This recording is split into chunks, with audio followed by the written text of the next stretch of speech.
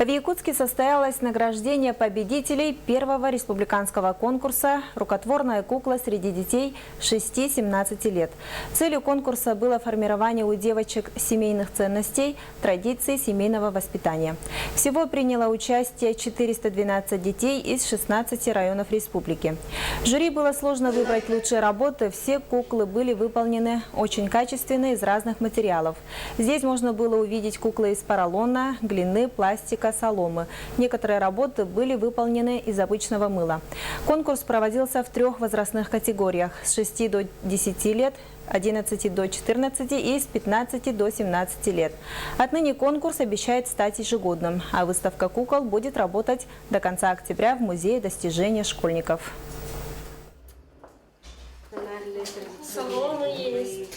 Нет предела творчеству наших детей, и мы были очень рады, что куклы были блестяще выполнены, красивые и выразительные, и, конечно, мы порадовались за наших детей.